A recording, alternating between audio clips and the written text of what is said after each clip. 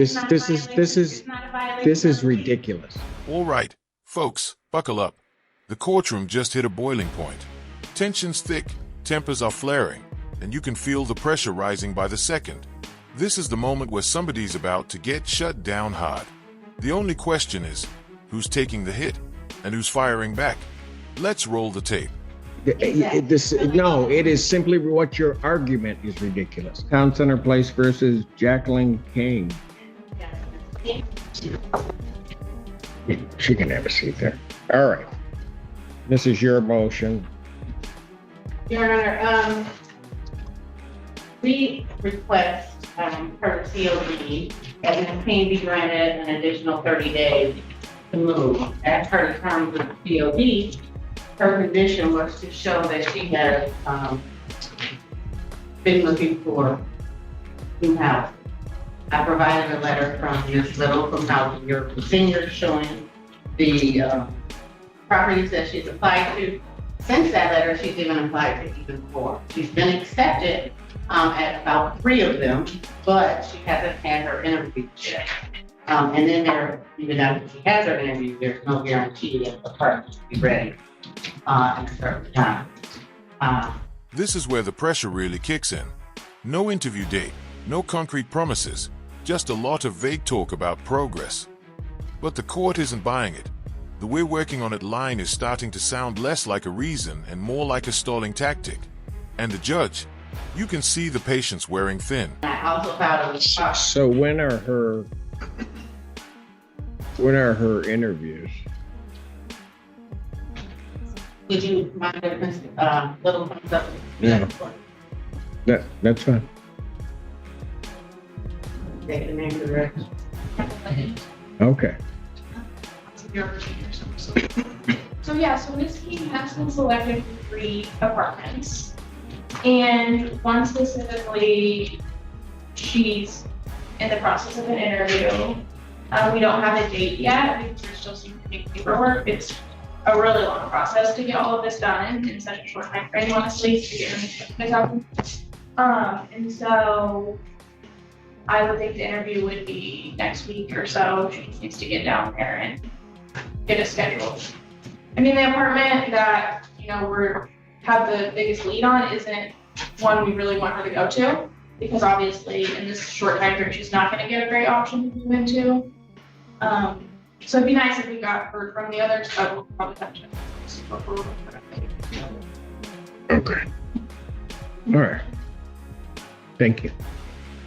Response. We're asking, for a written conditional order of dismissal to be enforced. Part of the conditional dismissal order was that she paid rent, she paid full rent, she paid timely rent. And we've informed her, as you see in the answer, she recertified, her rental increase went up to $270 a month, and she's still been paying $247. So she owes currently $79.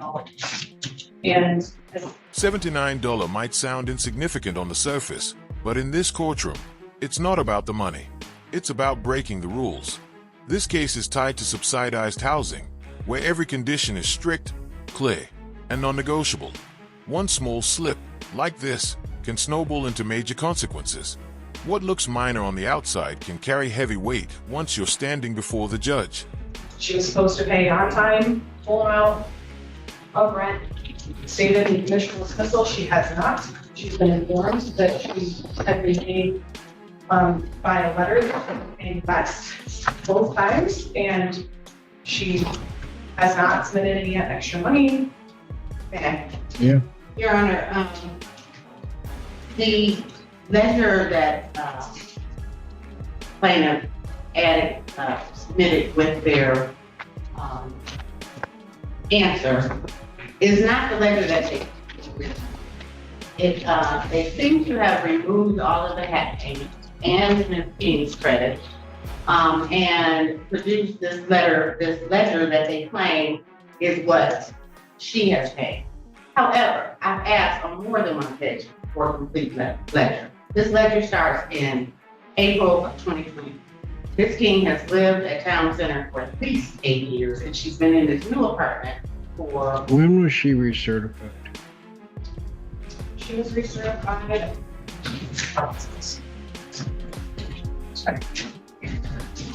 I think it's in April or March of. It was January 16th, 2025. January of this year, The effective date was March 1st, 2025. of the rent. So it's March and April. That, And, Go ahead.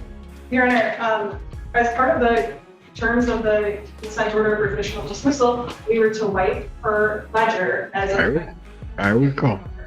I recall. So before that date, it shouldn't be in controversy. Now the case takes a twist. The court's order was clear, wipe the ledger clean. But the numbers aren't lining up, and that's raising serious eyebrows. Is this just sloppy bookkeeping, or something more deliberate? When the math doesn't match the mandate, it stops looking like confusion and starts looking like manipulation. Well, that's what I was curious about. Your Honor, the reason it's in controversy is because they wiped her account and included her February's payment, supposed to be February 7th, and they wiped her credit. Now, what my understanding of wiping her account was to remove the charges that she had had since. She was to zero out, that's what was supposed to happen. Okay. So she gets zeroed out the credit that she has and the payment that she made for February?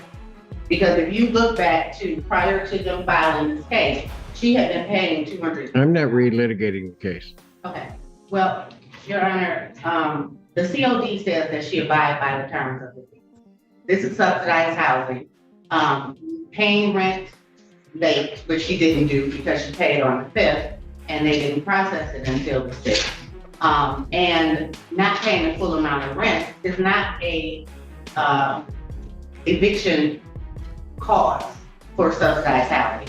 They are required to offer payment arrangements. The goal is for subsidized housing. She entered into a COD that she was going to pay her rent timely.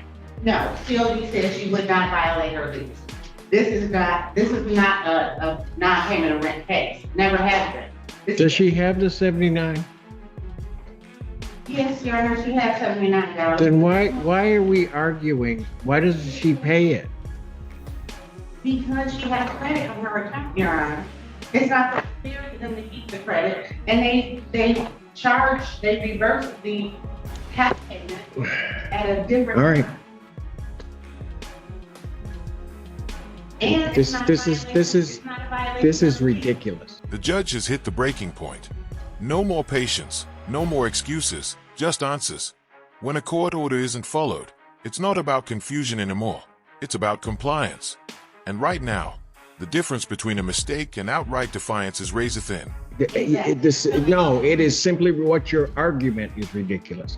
Because what I'm going to do is she was to abide by the terms. She has to pay her rent on time, got her account zeroed out, gave time for her to find new housing, gave an opportunity to then come before the court and ask for additional time if she showed that she was doing that and complying with the COD.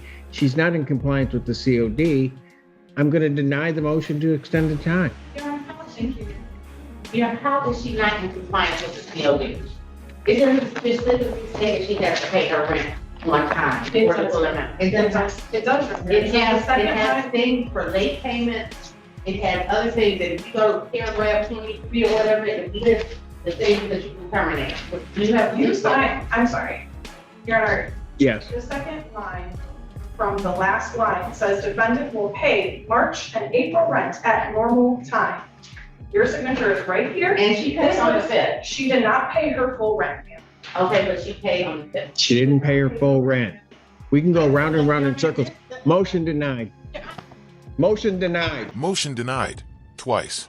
The judge has shut the door on delays and excuses, and this case just slammed into a wall. No more extensions, no more lifelines.